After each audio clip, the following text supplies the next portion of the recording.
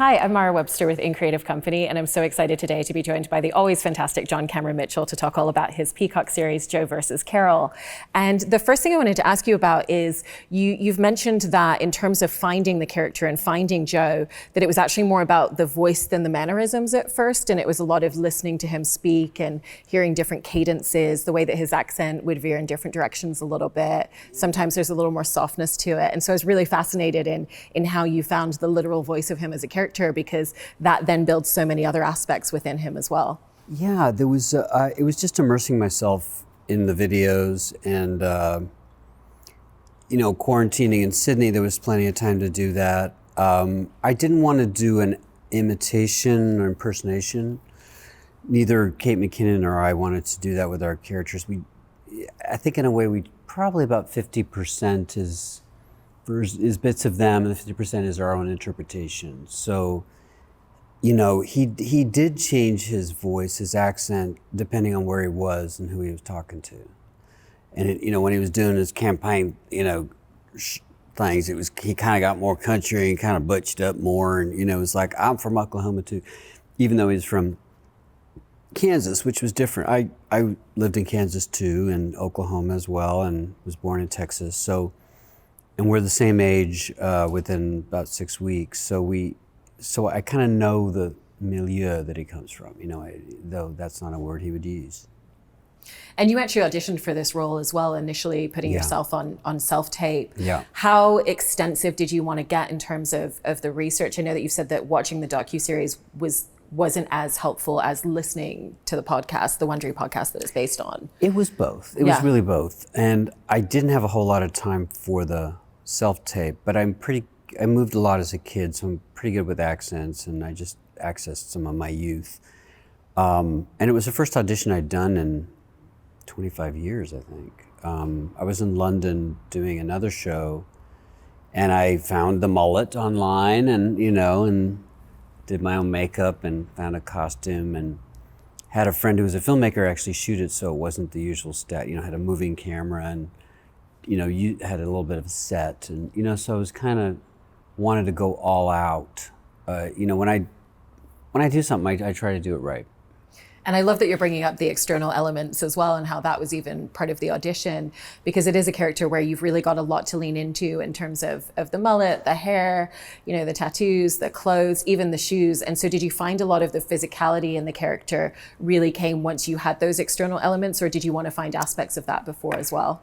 It was definitely together. It was all together. And when you got cowboy boots or a gun belt or a mullet, it does change how you move. And he was also, the most interesting tape was one I found of him in the late 90s, where before he'd kind of created the full persona, and he was much more gentle and had a bit of a lisp and was kind of not as outrageous. It was before his husband died of AIDS, and he was very vulnerable, and that was a key for the earlier scenes, when he was younger, for me. Yeah, and I'm glad that you brought that video clip up, because I did want to talk about that a little bit in terms of that softness that you're describing that he had when he was younger, before he'd had certain losses like his husband, and how you kind of looked at who he is in the series and kind of where you got from A to B in terms of that still being a part of him. It obviously never goes away,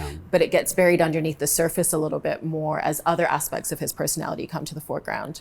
Yeah, and every actor, whether the writing has it or not, has to know their backstory, has to know what motivates them, what haunts them, what they see when, a lot of therapy is, I think you're confusing that person with someone else who hurt you, so imagining those things that did hurt him when he's dealing with Carole, when he's dealing with more modern day problems, that's psychology. I mean, that's what people do. They just remember the traumas that happened to them, and they react the same way that they decided to survive, and his became aggression eventually.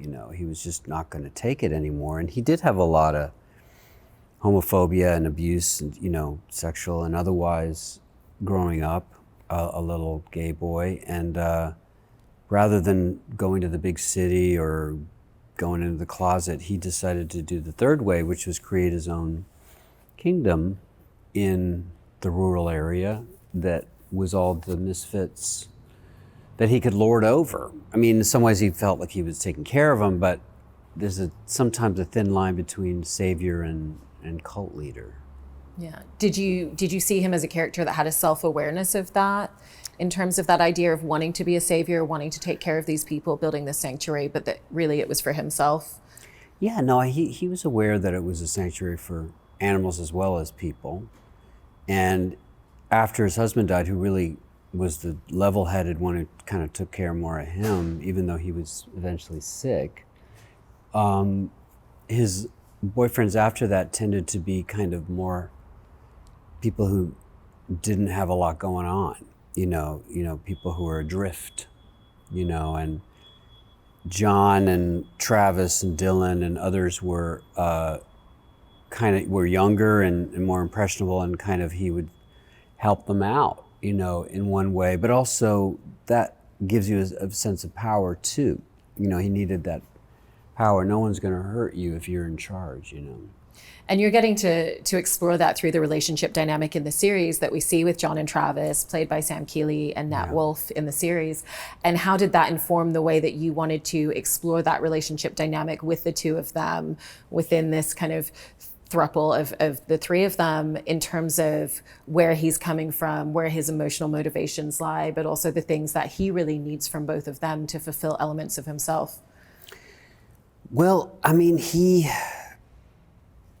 a lot of young gay guys too, because they're not allowed to love for a long time, can get fixated on things that were missing and even eroticize their oppressor, which is why sometimes you see gay guys who are only attracted to straight guys and straight women who are only attracted to gay guys. And, there's things that we learn, and it, to our detriment sometimes, the unattainable or something. And in his case, because of his charisma, he actually did end up with these guys, John and Travis, who were more straight identified, even though they were probably more pansexual. And so there was a kind of triumph in that too. It's like the ringleader, making everybody gay, or, because he needed to. Then Dylan was gay already, and there's just report this week that he is divorcing Dylan finally and marrying somebody in jail, So he doesn't stop, and that part of him I admire as a self-starter and a make things happen kind of guy. It's just that it curdled over into control issues, and then ultimately paranoia, and then attempted murder. I mean, overall, the dynamic that you've had to create with him as a character is so interesting, because there are those admirable aspects, like you said, in terms of the confidence, what he's been able to build. The style. Yeah, you can tell that he genuinely cares about these animals, even if, there's questionable elements within that. Yeah. And at the same time, you're not excusing actions and you're not excusing certain behaviors as well. And so how did you approach really finding that line? Because it's also a complete moving target for him as a character in every episode.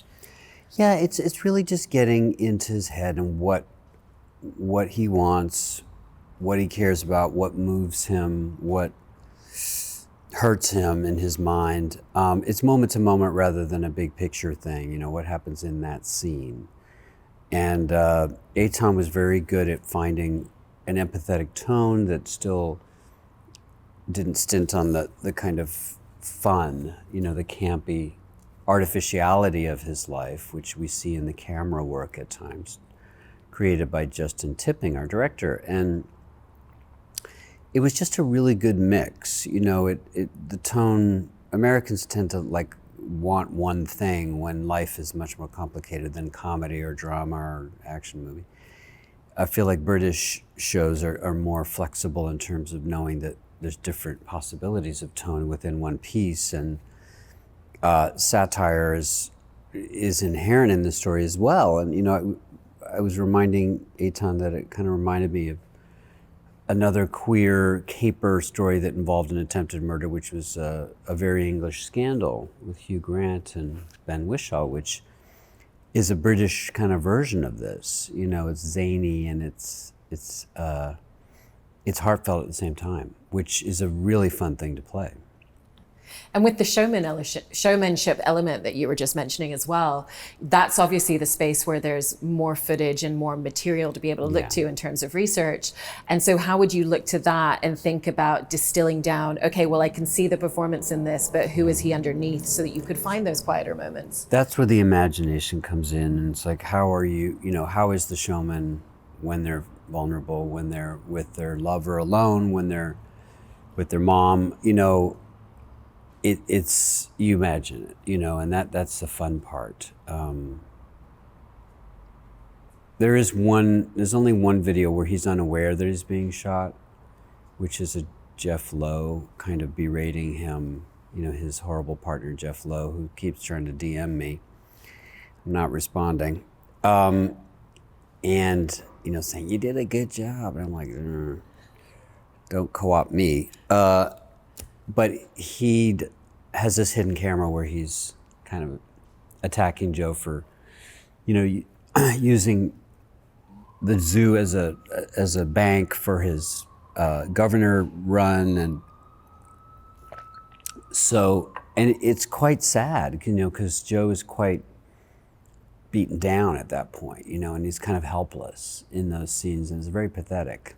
What were the biggest differences that you wanted to bring forth in your performance for those quieter moments, for the moments where he's, alone with John or alone with Travis? It's just to remember that he's human and he isn't in control of his environment. And most people can see that he's a little bit, has a desperate kind of flop sweat about him too, which,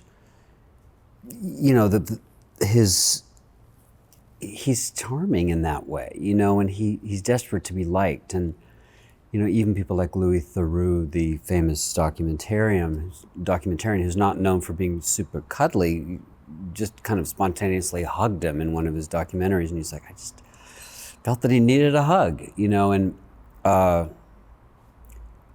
sadly, Carole Baskin wasn't really able to exhibit her insecurity at all, so she had a kind of seamless facade that people interpreted as nefarious.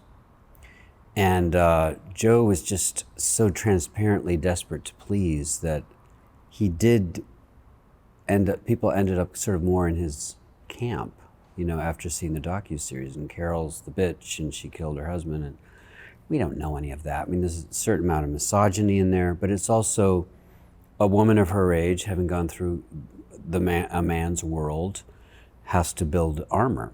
It's the same like Hillary Clinton. People like, she's a bitch. Was like, she had to deal with assholes her whole life, and she's created a thick skin, and people interpret that as something ominous, which is strange. Yeah. And I mean, with the two of them, with Joe and Carole, it's almost sad that they weren't fierce friends, because they both shared such similar interests. Mm-hmm. But to your point, they also had a lot of trauma in their past. Yeah. They both had to build up a lot of walls, deal with a lot of things around themselves.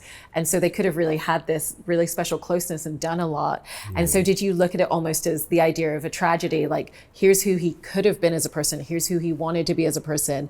But when the narcissism takes over and some of these other elements and some of the walls that he built up to protect himself kind of really became part of his downfall, that it's more of a tragic element. I agree with everything you're saying. Yeah.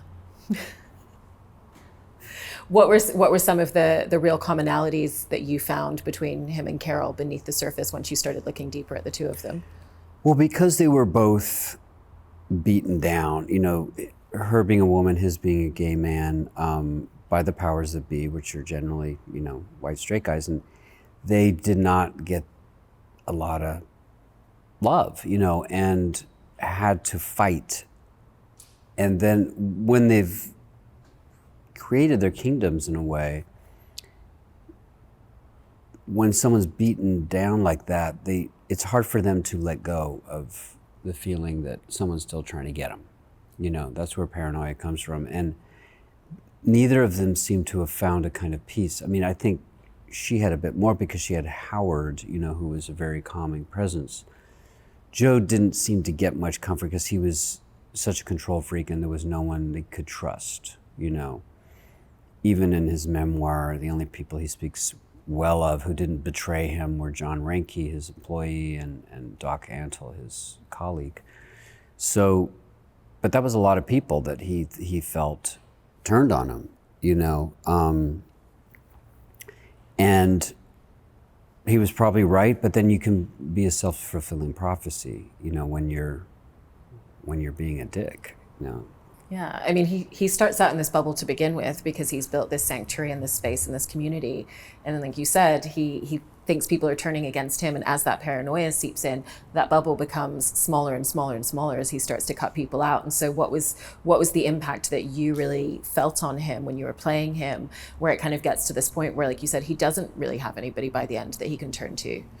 No, but he all he has left is his self-made image as the Tiger King. And when he, you know, the last image that we see of him in the series is, you know, he's been in jail for a year, his blonde hair's gone, and he re-bleaches it and, you know, kind of says, I'm back. You know, and it's like, unfortunately, it's a kind of self-deluded, you know, kind of comfort, cold comfort in a way of like, I'm believing my press in a way. But he is a celebrity in jail, and that's all he has, you know, and he keeps trying to do stuff outside the jail, but he's not getting out, you know. So I hope he's okay in there. Yeah.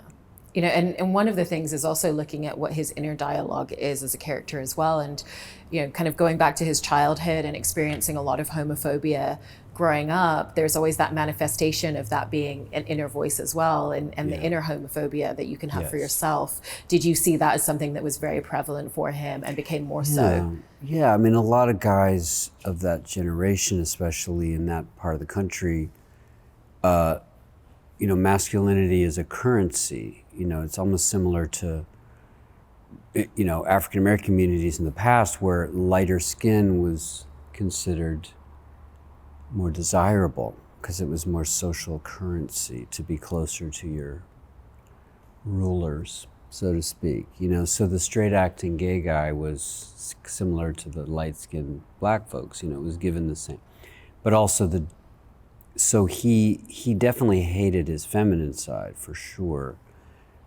which can lead to a lot of trouble because you start imitating your oppressor and you're like, I'm crazier than any redneck that ever beat me up, and goes, you know, he kind of takes it to caricature, you know, with the guns and the mullet and everything. So, and even, you know, when he saw that I was going to play the role, you know, tweeted something that said, you know, Mitchell's gonna make me look like a flaming fag, you know, when I'm just a hardworking gay male. And my response was just a painted nails emoji. I mean, when you look at your performance, you can see the nuance that you found within that. You found the moments where you play more into the masculinity that he's trying to embody, that he's trying to exert as a performance, you know, and then you find what that difference is. What were the key moments for you where he felt more comfortable being himself versus when he felt like he really had to put on a show? I think it's when he's with his boyfriends and, you know, kind of relaxes. I mean, he sees himself as a father figure in those worlds, but when he relaxes, you know, with them and has a good time, it's that things can settle, you know. When he feels that and he doesn't seem to have a lot of female friends, at least not in our version of it. So it's always, you know, he's always trying to kind of fit in as the man's man, you know, in a man's world, but also not pretending to be straight, which, you know, I admire his, you know, forthrightness about that. And he did run for president and governor and said, people like me because I am what I say I am, you know, like Trump pretends to do. And I think Joe was pretending at times too. You know, he wasn't always being honest when he said, I am what I'm saying I am. But there were elements that were definitely forthright and honest, and, you know, I'm broke as shit, and I'm gay as a $3 bill, and I got, you know, he saw himself as a kind of truth-talking messiah, you know. But a lot of that was just to get attention. You know, I'm sure he did have some empathy, and I certainly played it that way, but it can get clouded by the paranoia. And on a different tangent, I did want to talk about the scenes where you're interacting with the animals, because they would have different animals as placeholders for you. So cats instead of cubs, and hyperallergenic for your allergies. Yes. And then Great Danes instead of giant tigers. Yeah. Did that help to tap into the emotional connection that he's having and to really have a live animal there to play off of? Yeah, it really did. I was glad that they needed that. You know, the critics got the version, you know, with the Great Danes, which was kind of hard for them to watch sometimes. But I'm glad they also did the CG, you know, it just would have been, you know, it wouldn't have been right. So, yeah, that was great. The whole shoot was really extremely well put together. I'm glad it was in Australia. There was no COVID. There was, you know, the weather was great. The traffic was good. Brisbane area was beautiful, and there was a lot of unusual bird calls that we had to ruin a lot of takes, but and there was a lot of eucalyptuses in Oklahoma, but it was a really perfect place to shoot and concentrate on the work. And what would you say in reflection were the most challenging aspects of finding this performance and finding him as a character with all the intricacies that you had to capture? It really was more about just energy level, because, you know, I was in every scene when I was shooting, and they were shooting what were called French hours, which means 10 hours with no break, plus transportation and makeup. So it's, you know, a 12-hour day, which is not bad for American shooting, but 12 hours with no break is not good. So I did have to put my foot down and say I need 20 minutes a day to meditate at some point, you know, which they did give me, you know, and that was the main thing. It was just the energy level, getting through it. But I loved it, you know, and I loved my actor cohorts. I loved Kate. I only got to do a little with her, but I can't wait to do more. I mean, it's a really remarkable performance. And I think going back to what you were saying at the beginning, if it had just been a pure impersonation, then it wouldn't have captured that heart and empathy that it has, that you really managed to bring to him. And so I really want to thank you so much for sharing all of this. Well, thank you so Appreciate much. I appreciate it.